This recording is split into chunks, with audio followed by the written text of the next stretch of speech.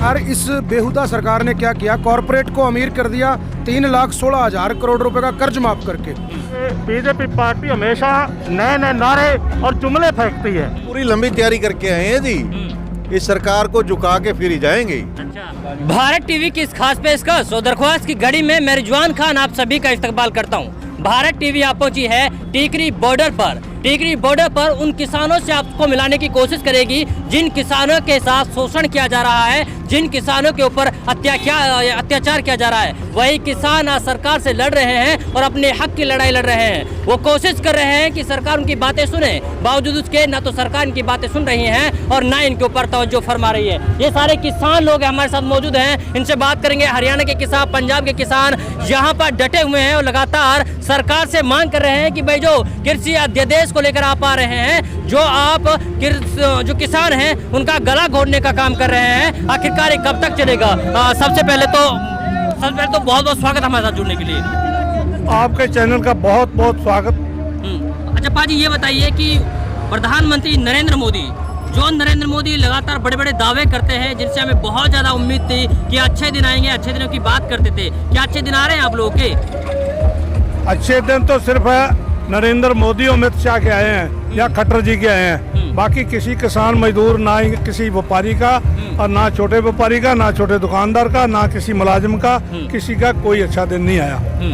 अच्छा, कैसे देखते हैं कि आप लोग लगातार मांग कर रहे हैं कि भाई जो कृषि अध्यादेश है वो आपके ऊपर थोपे जा रहे हैं, आपका गला घोटा जा रहा है, बावजूद उसकी सरकार नहीं सुन रही। वो सरकार जिसको आपने वोट देकर के चुना है। हम तो ये समझते हैं कि हम सरसा से, हरियाणा के सरसा जिला से बहुत बड़ी गिनती पे यहाँ इस किसान आंदोलन के समर्थन के लिए आए हैं। एक तो मैं ये कहना चाहूँगा कि जो खट्टर जहाँ कोई और कह रहा है कि हरियाणा के लोगों का इस आंदोलन को समर्थन नहीं, वो बिल्कुल बात गलत है। हम बहुत बड़ी गिनती में इस आंदोलन के साथ हैं और इस आंदोलन की पुरजोर समर्थन करते हैं। उसके साथ ही हम ये कहते हैं कि जो तीनों अध्यादेश हैं इसको सरकार वापस ले। ये सरकार ने सिर्फ जो घराने हैं, बड़े घराने हैं, कारपोरेट हैं, उनके दबाव के लिए ये इन्होंने जो अध्यादेश लाए हैं, हम इसकी पुरजोर निंदा करें। सरकार से मांग करते हैं कि इसको वापस ले। अच्छा, आज बोल रहे हैं कि जो कानून है वो वापस नहीं किए जाएंगे, संशोधन पर बैठ कर हम लोग बातें कर लेंगे। क्या मान जाएंगे, संशोधन मानेंगे या फिर कानून आपको वापस चाहिए? मैं नहीं समझता ये इतना बड़ा दबाव आज तक कभी दिल्ली में किसी ने देखा। एक इतना बड़ा हजूम 1988 के बाद टकैत देवीलाल और चरण सिंह की उस रैली के बाद पहली दफा इतना बड़ा हजूम जो है पंजाब हरियाणा से दिल्ली के बॉर्डर पे आया। ये इन सरकार को झुका के जाएंगे। इसके पीछे दो वजह हैं, क्योंकि सरकार, इस बेहुदा सरकार ने क्या किया, कॉरपोरेट को अमीर कर दिया 3,16,000 करोड़ रुपए का कर्ज माफ करके। ये तो हो गया, पैसे वाले कर दिया कॉरपोरेट। अब उसे क्या चाहिए? मजदूर के लिए क्या करना चाहते हैं? किसान की कमर तोड़ना चाहते हैं ताकि उसका बच्चा शहर आके उस कॉरपोरेट घराने की नौकरी करे। लेकिन ये बात अब किसान को समझ आ गई है और अगर किसान समझ गया है तो समझो तख्ता पलट होके रहेगा। ये कानून वापस लेने ही पड़ेंगे, चाहे जो 2024 तक यहाँ बैठ करके हमारी मांगों के लिए हमें प्रयासरत रहना पड़े, चाहे हमारी जान जाए या बचे, लेकिन ये कानून रद्द होगा। किसान एकता जिंदाबाद। हाँ जी, क्या नाम है जी आपका? विनोद जी ये बताइए कि जिस तरीके से किसानों के ऊपर लाठी चार्ज किया जा रहा है, आंसू गैस के गोले दागे जा रहे हैं, वाटर कैनन से सर्दी भरे इस मौसम में यानी कि पानी से बौछार डाली जा रही है, अच्छा क्या लगता है कब तक ये आंदोलन जारी रहेगा? ये सरकार की बौखलाहट है और उस बौखलाहट में ये इस आंदोलन को दबाना चाहते थे। लेकिन मैं धन्यवाद करता हूँ मोदी जी का, जिसने ये काले कानून दिए और हमारा किसान एकता हो गई। जब किसान इकट्ठा हो गया भारत का, तो ये समझो इंकलाब आएगा और मोदी जाएगा। मोदी जी भ्रम में थे।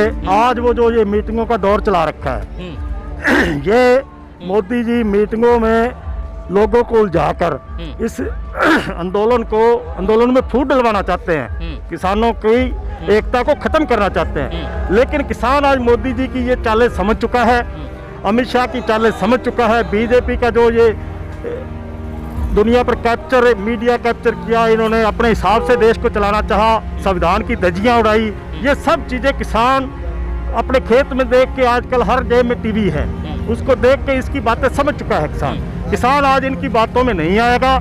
किसान मन बना चुका है। ये आंदोलन जन आंदोलन है। घर घर तक जो किसान, घर में मेरी माताएं बहनें बैठी हैं, मेरे युवा साथी कोई किसान बाबे बैठे हैं, चाहे भारत के किसी कोने में हो, उनकी आस्था इस किसान आंदोलन के साथ है और एक ही मांग है कि इन काले कानूनों को खत्म करो, वापस लो। लेकिन मोदी जी तो ये बोल रहे हैं कि हमारी आस्था भी किसानों के साथ है।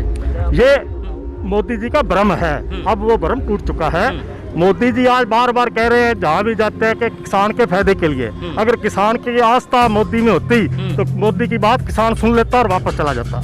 लेकिन आज ये सच्चाई किसान के सामने आ चुकी है। जो चीज़ किसान ने मांगी नहीं, उस चीज़ को थोप दिया गया है कारपोरेट के दबाव में। किसान की मांग थी स्वामीनाथन रिपोर्ट C2+ के हिसाब से किसान को फसलों के भाव दिए जाएं और सभी फसलों का भाव C2+ के हिसाब से MSP के हिसाब से दिया जाए।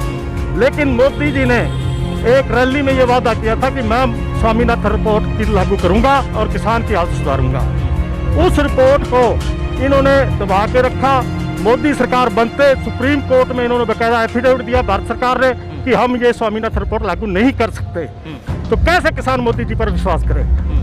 इसलिए किसान अब इनके झांसे से निकल चुका है और अपने हक लेने के लिए एकता किसान की जाग चुकी है और ये एकता कायम रहेगी। और किसान विरोधी जो भी होगा वो किसान की बात सुननी पड़ेगी, नहीं तो किसान कोई सरकार नहीं बन सकती बिना लेकिन किसान। ये बताइए कि सबका साथ सबका विकास का जो नारा दिया था, हाँ जी। अब क्या लगता है कि किसानों के साथ सबका विकास जैसा बर्ताव किया जा रहा है? उद्योगपतियों को बढ़ाया जा रहा है, किसानों का गला घोटा जा रहा है?